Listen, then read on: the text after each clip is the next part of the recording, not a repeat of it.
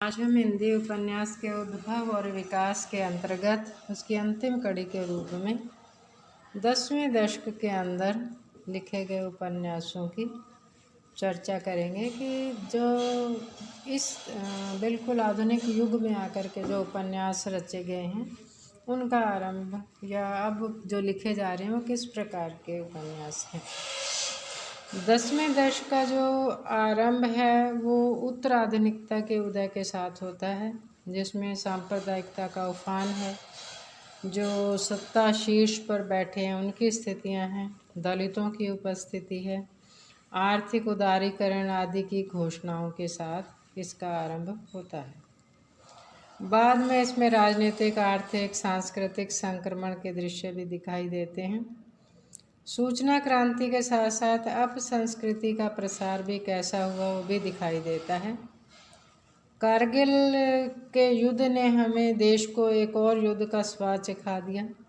और वहीं कट्टरवादी शक्तियों के साथ साथ उदारवादी और प्रगतिशील ताकतों का ध्यान भी उन ताकतों का संघर्ष भी हमारे ध्यान को आकर्षित करता है। हालांकि ये सारा कुछ जो देखने में एक तरह से हताश करने वाला, निराश करने वाला है, लेकिन फिर भी उनमें से आगे जो संदेह हैं, आशंकाएं हैं, उनमें से निकलने का भी प्रयास जो किया जा रहा है वो बदले हुए इस परिवेश को पूर्णतया दिखाता है। 10वें दशक के अंदर 2-3 पीढ़ियों के जो रचनाकार हैं उन्होंने अपनी उपन्यास विधा के प्रति गंभीरता दिखाई है और ऐसे उपन्यास लिखने वालों में विष्णु प्रभाकर, निर्मल वर्मा, रामदर्श मिश्र, भीष्म साहनी हैं, यादवेंद्र शर्मा चंद्र हैं, कृष्णा सोबती हैं, शिव प्रसाद सिंह हैं और इसके साथ साथ ही कुछ युवा लेखक जो इसके अंदर बड़ी संख्या में आए और उसके साथ साथ ही एक बड़ी संख्या लेखिकाओं की भी हैं जो इस समय सक्रिय रही हैं। ये सब कुछ जो है ये आकस्मिक और अस्वाभाविक नहीं है, बल्कि इस दशक के अंदर नारी की नियति और मुक्ति की कामना को लेकर के अनेक उपन्यासों की रचना जो है की गई है, जो समकालीन नारी की नियति के बारे में उसकी परिभाषा देती हैं, उसको विश्लेषित करती हैं। इन नारी केंद्रित उपन्यासों में सुरेंद्र वर्मा द्वारा रचित मुझे चांद चाहिए, क्षितिज शर्मा द्वारा उकाव और प्रभा खेतान के द्वारा पीली आंधी, छिन्न मस्ता, नमिता सिंह का अपनी सलीबें और क्षमा शर्मा का अन्नपूर्णा, अनामिका का अवांतर कथा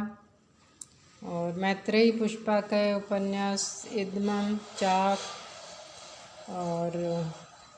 शिव प्रसाद सिंह का औरत, अलका सारावगी का कलिकथा वाया बाईपास।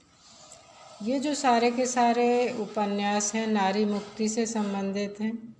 और नारी की नियति को दर्शाते हैं। अब समता, समानता और न्याय पर बल देने की वाली इस व्यवस्था में नारी की जो स्थिति है, दूसरे दर्जे की जो हैसियत उसकी दी जाती थी, उसको इसमें उपन्यासकारों ने चिंता की दृष्टि से उसे देखा है। इन उपन्यासों के अंदर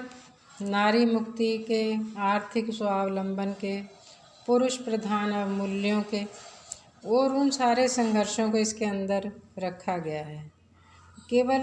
नारी तक ही सीमित न होकर के इसको जन संघर्ष का अंग बनाने की ओर भी ध्यान दिया गया है।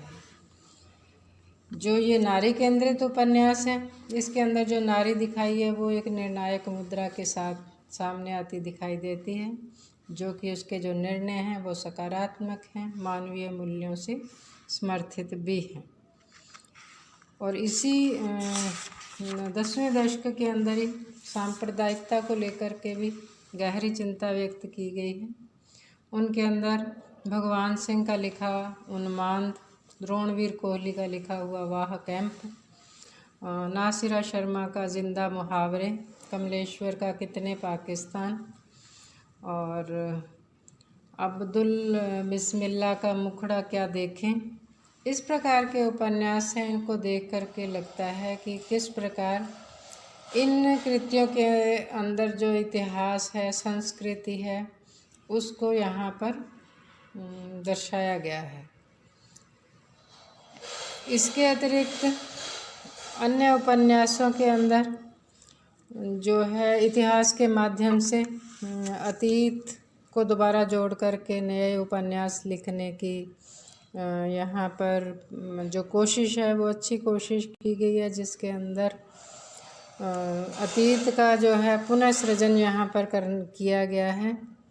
किसान आंदोलन है उसको दिखाया गया है। नामवर सिंह ने उसकी यहाँ पर चर्चा भी की है।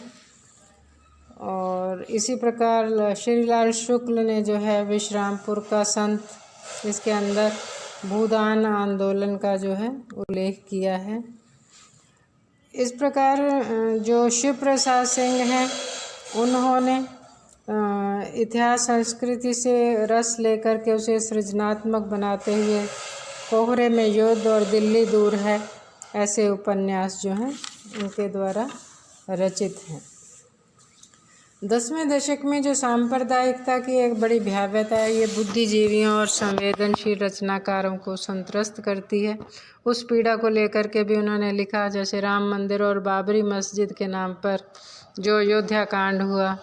और बम्बई आदि शहरों में जो प्रतिक्रिया हुई, उसको लेकर के उस सांप्रदायिकता को यहाँ पर दिखाया गया। और कमलेश्वर का जो कितने पाकिस्तान है उसके अंदर भी इसी प्रकार का जो पीड़ा है उसको व्यक्त किया गया है। इसके अतिरिक्त समकालीन चुनौतियों से दूर जो है पिछड़े हुए ग्रामीण अंचल को लेकर के भी उनसे भी मुठभेड़ की गई है, अर्थात उनको भी लेकर के उपन्यास लिखे गए हैं, जिनमें मैत्रेयी पुष्पा का अलमा कबूतरी और रामदरश मिश्र का 20 वर्ष, संजीव का जंगल जहाँ से शुरू होता है, भगवान दास मोरवाल का काला पहाड़। और यहाँ पर जो है दलित जातियों के अंदर, विशेष रूप से जनजातियों के अंदर जो है वो लोकतंत्र की जड़ों को पहचानने का प्रयास जो है किया गया है। उनका इन उपन्यासों का जो मूल उद्देश्य है कि मौजूदा लोकतंत्र में भी एक बड़ा जनसमुदाय आज भी ऐसा है जो पिछड़ा हुआ है, अभावग्रस्त है, दमन उत्पीड़न का शिकार है, और जब तक वो संगठित नहीं होंगे तब तक वहाँ पर लोकतांत्रिकता जो है उन तक नहीं पहुँच पाएगी। इन उपन्यासों को आंचलिक तो नहीं कहा जा सकता, लेकिन फिर भी वहाँ पर उनकी पीड़ा को उठाने का प्रयास किया है। लेकिन कुछ जनजातियों पर जो ये लिखे गए उपन्यास हैं ये दिखाते हैं कि जो हिंदी उपन्यासकार है बंद कमरे में बैठ कर के अपने अनुभव से जो लिख रहा है वो वास्तविक रूप में वहाँ तक नहीं पहुँच पा रहा। दूसरी ओर पर्वतीय जीवन की मुश्किलों को लेकर के उकाब उपन्यास लिखा गया, काला पहाड़ लिखा गया, जहाँ पर काला पहाड़ में मेवात का चित्रण है और उकाब में पर्वतीय जीवन का चित्रण जो है वहाँ पर किया गया है। 10वें दशक के अंदर ये जो उपन्यास लिखे गए हैं वो सीधे जो हैं टकराव की मुद्रा में, जहाँ पर सत्ता के भ्रष्ट, क्रूर और अमानवीय चरित्र को उद्घाटित करने का प्रयास किया गया है। ऐसे उपन्यासों में विभूति नारायण राय का किस्सा लोकतंत्र और गिरिराज किशोर का यातना घर, चित्रा मुदगल का आवा और हरदेश का पगली घंटी और रामवचन शर्मा का अंधेरी नगरी में चौपट राजा की व्यंजना के साथ ही भ्रष्ट तंत्र का यथार्थ चित्रण जो है यहाँ पर किया गया है। इस प्रकार अगर 10वें दशक के हम उपन्यासों की बात करें तो इसके अंदर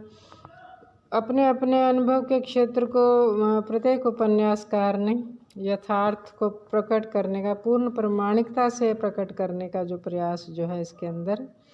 किया गया है। और ये जो उपन्यास हैं, इन उपन्यासों में उनका अपना अनुभव संसार है, उनका अपना विज़न है, परिवेश है, संप्रेषण है, उनकी भाषा जो है वो सक्षम है। ये सारे उपन्यासों को देखते हुए वो ये आश्वस्त करते हैं कि आने वाले कल में इससे भी अच्छे, बहुत अच्छे उपन्यास जो हैं वो लिखे जाएंगे और उनको पढ़ने वाले, उनके भी जो पाठक वर्ग है वो भी तैयार होगा। इस प्रकार ये जो उपन्यास विधा है अपनी समग्रता में निरंतर विकासमान है और कहा जा सकता है कि 21वीं शताब्दी उपन्यास की शताब्दी होगी और आने वाले समय में भी उपन्यासों की जो 3 पीढ़ियां हैं वो रचनात्मक मोर्चे पर निरंतर प्रयासरत हैं और अपनी रचनाओं में लगी हुई हैं। धन्यवाद।